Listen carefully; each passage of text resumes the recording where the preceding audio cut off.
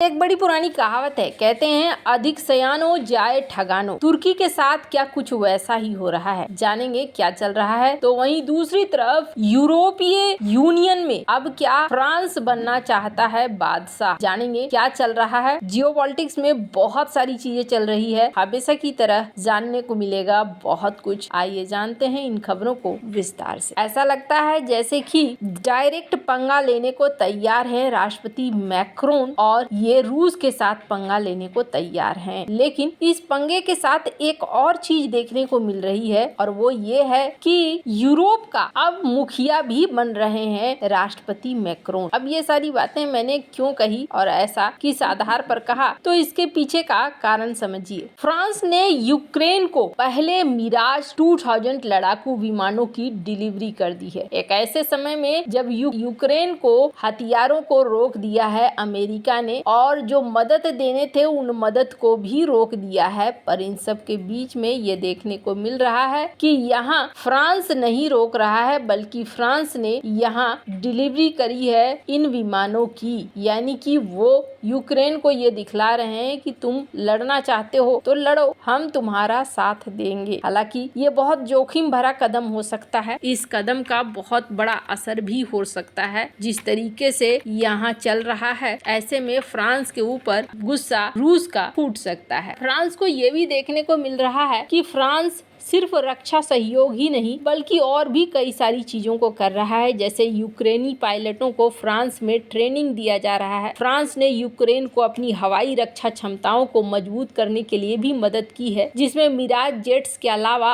और भी कई सैन्य सहायता शामिल हुए हैं। राष्ट्रपति मैक्रोन ने यूक्रेन की सुरक्षा को मजबूत करने के लिए जून 2024 में मिराज विमानों को ट्रांसफर करने की बात कही थी, जिसका वादा अब उन्होंने पूरा किया है। फ्रांस 12 फरवरी को एक बैठक की मेजबानी भी करने वाला है, जिसमें यूक्रेन, उसके प्रमुख यूरोपीय सहयोगी ब्रिटेन और अमेरिका शामिल होंगे ताकि कीव के समर्थन को मजबूत किया जा सके। मानवीय सहायता की बात करें तो फ्रांस ने यूक्रेन को विभिन्न रूप से सहायता भी प्रदान की है, जिसमें मानवीय सहायता भी शामिल है, विशेष रूप से युद्ध प्रभावित क्षेत्रों में। वहीं देखने को मिल रहा है यूक्रेन और फ्रांस के बीच सांस्कृतिक और शैक्षिक आदान प्रदान भी हो रहे हैं। तो यहाँ पर चीजें अब एक अलग लेवल पर जाती हुई दिख रही हैं। जहां एक तरफ ये सारा सीन फ्रांस में चल रहा है, तो वहीं बात करें तुर्की के लिए क्या बहुत बुरा समय आ गया है। कहते हैं ऐसी बानी बोलिए जमकर झगड़ा होए, पर उससे न बोलिए जो आपसे तगड़ा होए। हाल फिलहाल में तुर्की ने बहुत सारे ऐसे काम किए हैं जिसको लेकर अब क्या समय आ गया है भुगतने का। अब मैं ऐसा क्यों कह रही हूँ, तो ऐसा कहने के पीछे बड़ा कारण ये है कि हाल में ये देखने को मिला कि तुर्की ने इजराइल को लेकर कई सारे कड़े शब्द कह दिए। अर्दोगन ने फ्लो में आकर बहुत सारी ऐसी बातें भी कह दी जो कहना थोड़ा राजनीतिक लेवल पर ठीक नहीं लगता था, लेकिन उन्होंने नेतन्याहू को हिटलर और भी न जाने कैसे कैसे शब्दों का इस्तेमाल करते हुए संबोधित किया था। पर अब देखिए अमेरिका में डोनाल्ड ट्रंप की सरकार आ गई है और डोनाल्ड ट्रंप सरकार के बाद चीजें बदल रही है। अर्दोगन ने इजराइल की नीतियों की आलोचना की थी और कहा था ये आतंकवादी राज्य है, और तुर्की ने इजराइल के साथ राजनयिक संबंधों को भी कम कर दिया,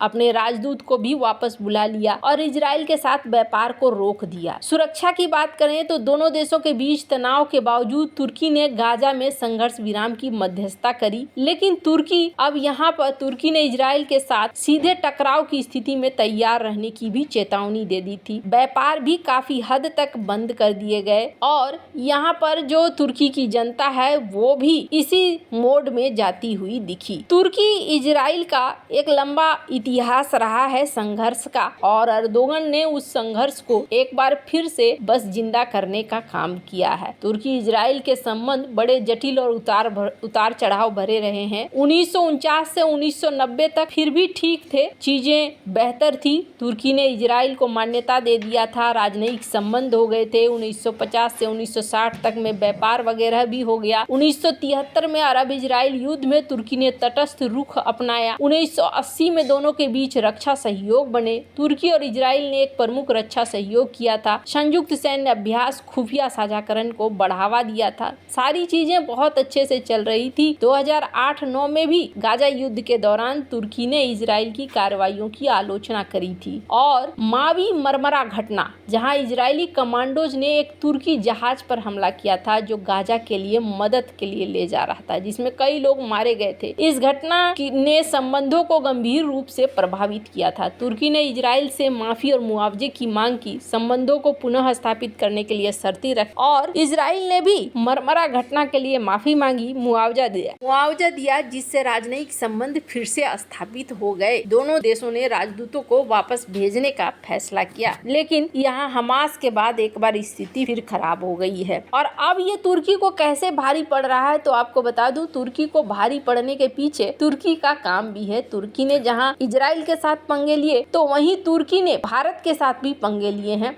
हाल फिलहाल में तुर्की ने पाकिस्तान के साथ बहुत सारे गठजोड़ बढ़ाए हैं। दोस्ती और सहयोग की चीजें चली है। तुर्की के राष्ट्रपति अर्दोगन ने इस बार तो यूएन के भाषण में कश्मीर का उल्लेख नहीं किया, जिससे पाकिस्तान को झटका लगा, पर माना जा रहा है कि यहाँ पर ये हर तरह की मदद कर रहे हैं और तुर्की अत्याधुनिक हथियार भी दे रहा है। दोनों देश एक साथ सैन्य अभ्यास भी कर रहे हैं, व्यापारिक गठजोड़ भी भरे हैं। और हाल ही में यहाँ पर प्रधानमंत्री शहबाज शरीफ ने तुर्की की यात्रा की थी और माना जा रहा है कि एक बार फिर से अर्दोगन पाकिस्तान आ सकते हैं। यहाँ अर्दोगन के कदम बढ़ते हुए दिख रहे हैं, लेकिन पर्दे के पीछे भी एक खेल हो रहा है। स्क्रीन पर एक तस्वीर देख रहे हैं आप, जिसमें आप देख रहे हैं कि ग्रीस के जो विदेश मंत्री हैं वो भारत आए हुए हैं और वो यहाँ पर मुलाकात कर रहे हैं। इस मुलाकात के बाद यहाँ पर यही कहा गया कि हम एक दूसरे के साथ डिफेंस समझौते को बढ़ाएंगे। आईएमएफ कॉरिडोर पर जो हमारी भागीदारी है, जो हमने सोचा है, हम उससे पीछे नहीं हटने वाले हैं। और यहाँ पर ग्रीस भारत में व्यापार और निवेश को दुगना करने वाला है। मुंबई और बेंगलुरु में नए कांसुलेट खोलने पर विचार किया जा रहा है। ये सारी बातें यहाँ पर कही गई। पर इससे पहले वो कहाँ पहुँचे थे?